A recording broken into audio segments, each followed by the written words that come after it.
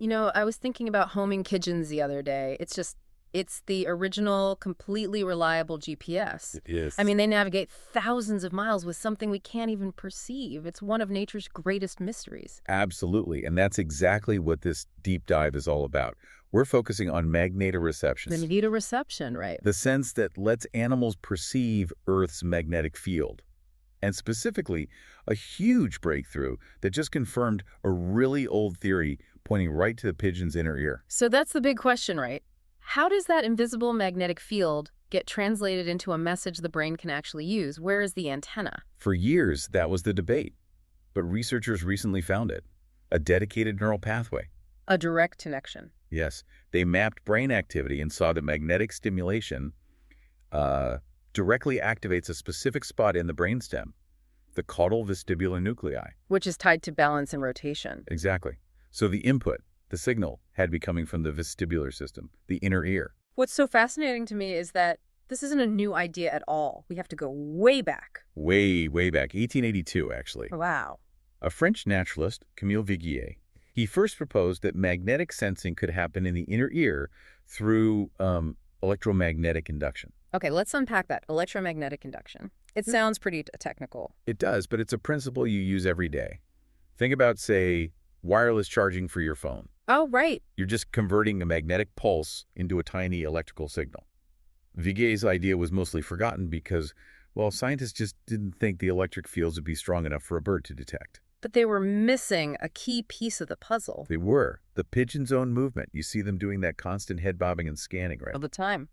Well, that motion can exceed 700 degrees per second. It's incredibly fast. Yeah. And that is the secret amplifier. So the movement itself generates the signal. Precisely. The calculations show this rapid motion generates electric fields inside their semicircular canals of about 7.9 to 9.6 nanovolts per centimeter. And that number is the critical insight. That's within a detectable range. It is. It falls right in line with what we know about other electrosensory animals. Like sharks and skates. Exactly. They're famous for it, and they can pick up fields as low as 5 nanovolts. So the pigeon is literally tuning into the magnetic field just by moving its head. You know, uncovering these tiny voltage changes and then tracing those complex neural pathways, that requires some serious analytical power. It absolutely does. And speaking of advanced analysis, if your business needs help uncovering where AI agents could make the most impact, whether that's through training, automation, or integration, check out embersilk.com for your AI needs. They really help turn complex data into actionable solutions. So the physics works, but what about the biology? What's in the inner ear that's actually sensing these nanovoltages? That's the other part of the discovery. Researchers found these specialized hair cells inside the canals. And these cells have a unique molecular toolkit, specific voltage-sensitive proteins and channels that are very closely related to the electroreceptors you find in sharks and skates. So evolution basically repurposed an ancient sense of electrical detection. And turned it into a sense of magnetic direction. Yeah.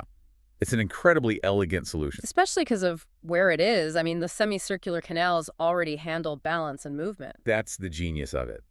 The structure lets the pigeon's brain distinguish between, say, a simple head turn and a change in the magnetic field.